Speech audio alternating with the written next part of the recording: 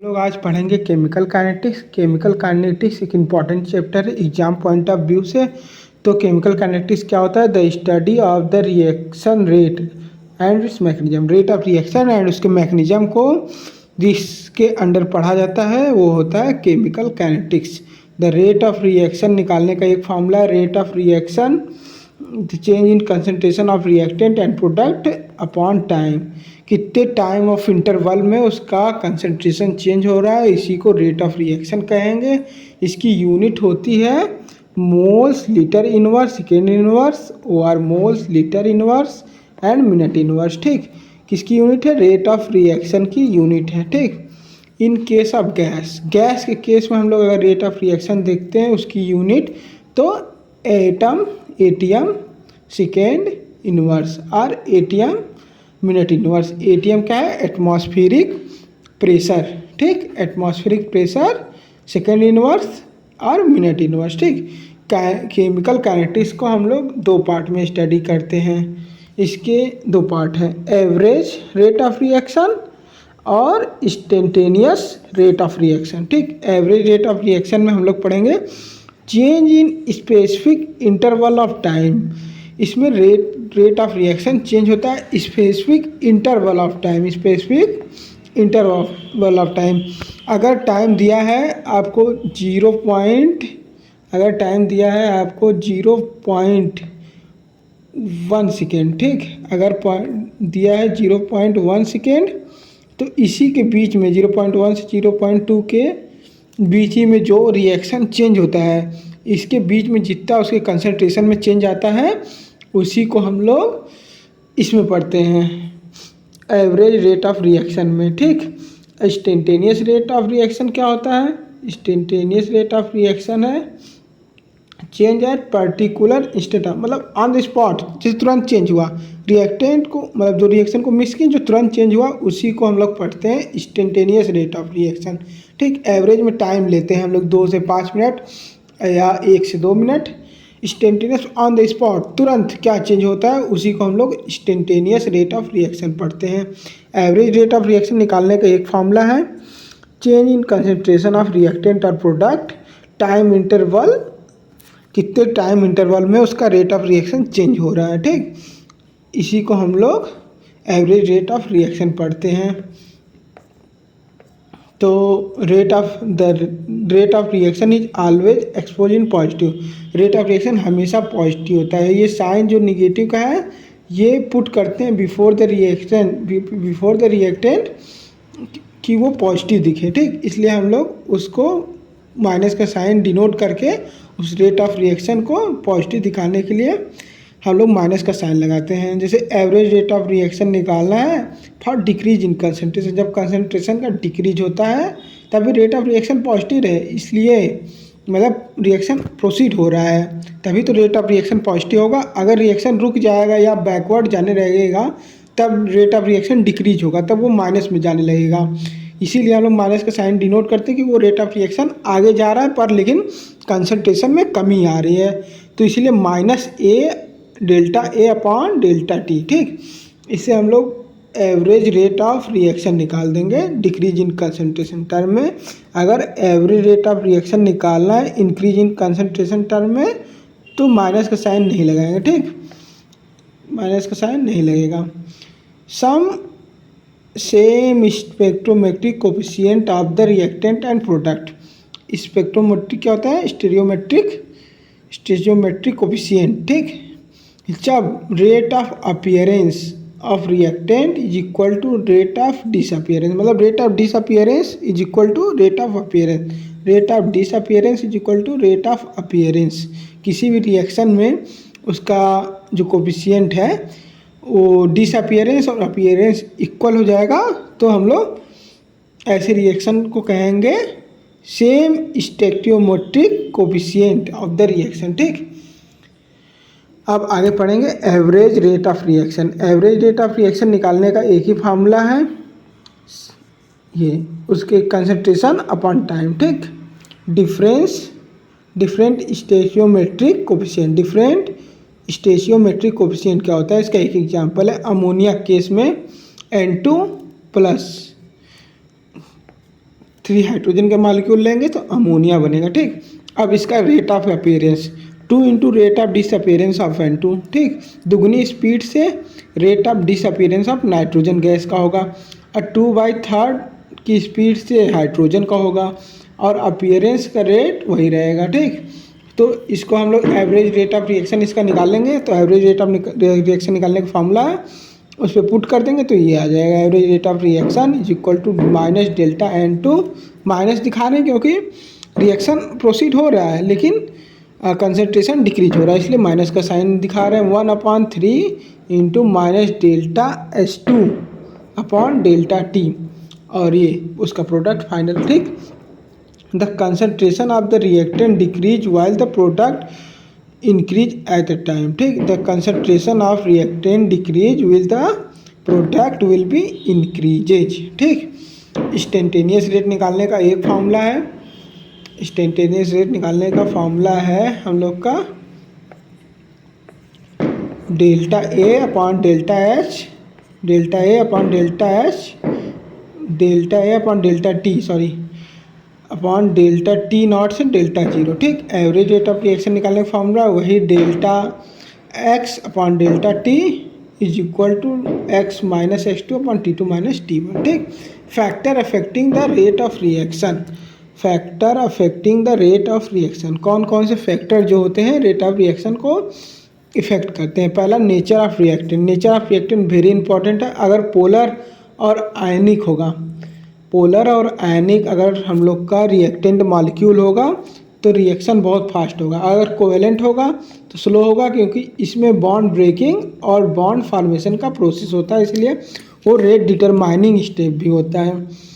तो दूसरा फैक्टर है कंसंट्रेशन ऑफ द रिएक्टेंट। ठीक, concentration rate is directly proportional to the concentration, जितना ज़्यादा उसका कंसंट्रेशन उतना ज़्यादा उसका रेट ऑफ रिएक्शन। ठीक, जितना ज़्यादा उसका कंसंट्रेशन उतना ज़्यादा rate of reaction.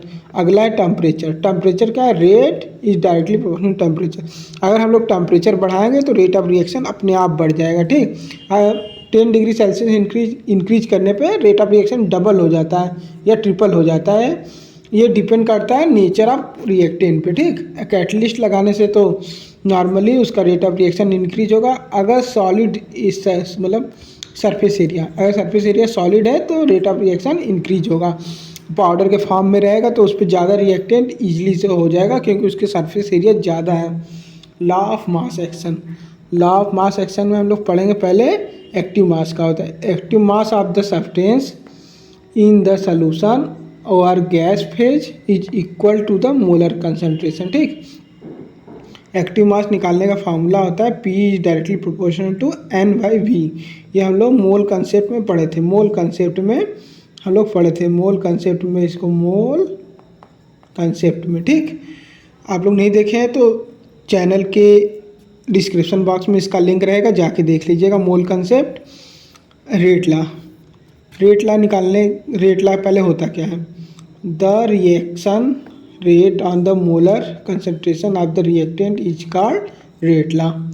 The rate of मतलब रेट ऑफ कितना तेज उसका रेट ऑफ रिएक्शन हो रहा है, rate of molar concentration of reactant is called rate law. ठीक, रेट लॉ निकालने का फार्मूला है rate law is equal to K into A B उसके पावर ए बी। ठीक, रेट कांस्टेंट क्या होता है, रेट कांस्टेंट, रेट कांस्टेंट या स्पेसिफिक रेट कांस्टेंट, इसको हम लोग K से डिनोट करते हैं रेट कांस्टेंट को। ठीक, रेट कांस्टेंट को हम लोग K से डिनोट करते हैं।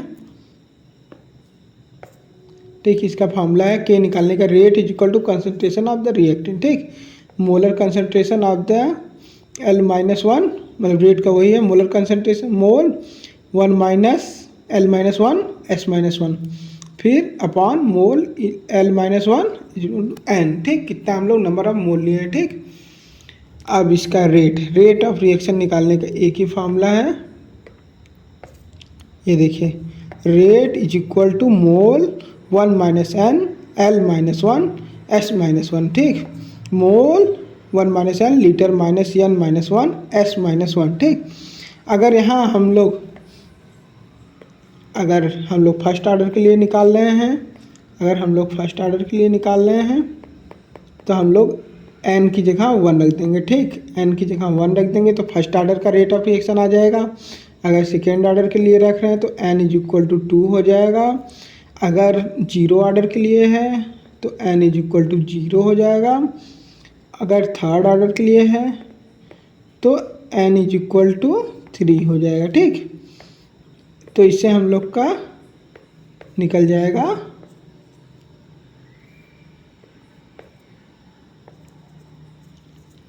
Rate of reaction. अब ऑर्डर ऑफ रिएक्शन हम लोग पढ़ते हैं। ऑर्डर ऑफ रिएक्शन, ठीक, ऑर्डर ऑफ रिएक्शन। ठीक, ऑर्डर क्या होता है? Sum of power of concentration of the reactant molecule. इसके रिएक्टेंट मॉलिक्यूल में जितने होंगे रिएक्टेंट, उसका पावर हम लोग सम करके उससे हम लोग ऑर्डर ऑफ रिएक्शन निकाल देते हैं। फर्स्ट ऑर्डर का फॉर्मूला होता है रेट इज इक्वल टू के इंटू ए। ठीक, इसका एक एग्जाम्पल है decomposition of ethyl chloride C2H5Cl। ठीक, इसको हम लोग डिकम्पोज कर देंगे at the presence of heat, तो C2H4 प्लस HCl निकल जाएगा। इसका रेट निकालने के लिए रेट इज इक्वल टू के, रेट कांस्टेंट, ये इसका C2H5Cl। ठीक, अब इसका एक और फार्मूला है फर्स्ट ऑर्डर का। Exam of point of view से ये इंपॉर्टेंट है, exam of point of view से ये इंपॉर्टेंट है, ये वाला फार्मूला।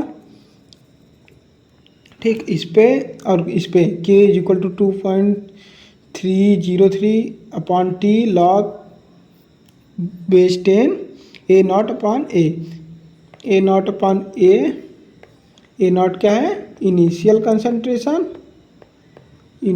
कंसंट्रेशन और ए क्या है?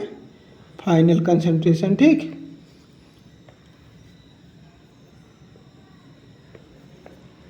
और इसका यूनिट फर्स्ट ऑर्डर के लिए यूनिट हर एग्जाम में पूछता है। Unit of first order time inverse. ठीक, टाइम इनवर्स अगर वहाँ पे सेकेंड इनवर्स में है तो सेकेंड इनवर्स में टिक लगाएंगे, अगर मिनट इनवर्स में है तो मिनट इनवर्स में टिक लगाएंगे, लेकिन होता है टाइम का इनवर्स। और half life time for first order के लिए T half is equal to 0.693 upon K. ठीक, के तो रेट ऑफ रिएक्शन है, रेट कांस्टेंट। ठीक, के का फॉर्मूला यहाँ ऊपर है, वहाँ से के निकाल लेंगे। ठीक, सेकेंड ऑर्डर रिएक्शन के लिए रेट इज इक्वल टू के इंटू कंसंट्रेशन का स्क्वायर। इसका एक एग्जाम्पल है decomposition of NO2। NO2 is equal, मतलब NO2 का डिकम्पोजिशन कर देंगे 2NO प्लस O2 निकल जाएगा। ठीक, अब यूनिट ऑफ रेट कांस्टेंट पर सेकेंड ऑर्डर के लिए हम लोग यूनिट निकालेंगे, तो इसका यूनिट आ जाएगा कंसंट्रेशन इनवर्स टाइम इनवर्स। ठीक, कंसंट्रेशन इनवर्स टाइम इनवर्स आ जाएगा। और T half is equal to 1 upon K क्या है? Initial concentration. ठीक, एक और फार्मूला है जिसपे क्वेश्चन आता है एग्जाम में सेकेंड ऑर्डर पे, K is equal to 2.303 upon T A minus B log B bracket में ए माइनस एक्स और बी माइनस एक्स। ठीक, ये ए क्या है? कंसंट्रेशन ऑफ ए पार्टिकल और बी क्या है? Concentration of B particle. ठीक, इसको सिंप्लीफाई करके हम लोग लिख सकते हैं K is equal to 1 upon T into X A bracket में ए माइनस एक्स। ए आपका एक्स हो गया इनिशियल कंसंट्रेशन, ए हो गया आपका फाइनल कंसंट्रेशन, और हम लोग निकाल देंगे। ठीक, अब थर्ड ऑर्डर ऑफ रिएक्शन के निकालने के लिए एक इम्पॉर्टेंट फार्मूला है ये वाला, K is equal to 1 upon T A upon A का स्क्वायर, मतलब इनिशियल कंसंट्रेशन का final concentration minus initial concentration, final concentration minus initial concentration. ठीक, इसका रेट निकालने के लिए रेट इज इक्वल टू होता है के ए के स्क्वायर बी के स्क्वायर। ठीक, और एक एग्जाम्पल है इसका 2NO2 प्लस NO2। ठीक, ये थर्ड ऑर्डर का रिएक्शन है। ठीक, थर्ड ऑर्डर का unit of the rate constant, rate is equal to concentration inverse 2 times time inverse. ठीक, टी हाफ निकालने के लिए थर्ड ऑर्डर रिएक्शन के लिए 3/2a स्क्वायर इंटू के। ठीक, अब हम लोग पढ़ते हैं zero order reaction. Zero order reaction क्या है? जीरो ऑर्डर रिएक्शन ये it does not depend upon the concentration. Zero order reaction concentration पर डिपेंड नहीं करता है, ये यहाँ पे भी दिख रहा है आपको। ठीक, A is equal to A मतलब initial concentration minus K T, ठीक, T composition A naught upon K. अब unit for unit zero order reaction के लिए क्या यूनिट है, K is equal to concentration into time inverse, ठीक, ये हो गया आपका जीरो ऑर्डर के लिए। और हाफ लाइफ टाइम पीरियड निकालना है जीरो ऑर्डर के लिए, हाफ लाइफ टाइम तो ए नॉट अपॉन 2k, ठीक। अब आ जाते हैं फ्रैक्शनल ऑर्डर, ठीक, कौन सा है, फ्रैक्शनल ऑर्डर। कुछ रिएक्शन क्यों हम लोग जैसे फर्स्ट ऑर्डर सेकेंड ऑर्डर के बीच में नहीं आते, वो फ्रैक्शन में आते हैं। जैसे एक रिएक्शन है, उसका एग्जांपल है जैसे CH3COH है, इसको डिकम्पोज कर देंगे तो CH4 प्लस CO बनेगा, और इसका रेट निकालने पे ऑर्डर ऑफ रिएक्शन ये आ जाएगा 1.5, ठीक। Collision theory, collision theory important theory है जिसमें दो मॉलिक्यूल कोलाइड होते हैं, कोलिजन ऑफ टू मॉलिक्यूल, ठीक। कोई रिएक्शन, कोई रिएक्टेंट है, रिएक्टेंट मॉलिक्यूल है प्लस प्लस, ये प्रोडक्ट में चेंज होने के लिए इन सबको एक बैरियर क्रॉस करना पड़ता है। इसके लिए इन सबको एनर्जी चाहिए, एक्टिवेशन एनर्जी, इन सबको थ्रेशोल्ड बैरियर क्रॉस करना पड़ता है, ठीक, तभी ये जाके प्रोडक्ट में चेंज होगा। रिएक्टेंट मॉलिक्यूल प्रोडक्ट में चेंज होने के लिए उन सबके पास एनर्जी चाहिए, ठीक। उसी एनर्जी को हम लोग कहते हैं एक्टिवेशन एनर्जी। जिस भी मॉलिक्यूल के पास एक्टिवेशन एनर्जी होगा वही मॉलिक्यूल चेंज होगा प्रोडक्ट में, और बाकी कोई मॉलिक्यूल प्रोडक्ट में नहीं चेंज होगा, ठीक। एक्टिवेशन एनर्जी का एक फॉर्मूला है, activation energy is equal to threshold energy minus average energy produced by the reactant molecule.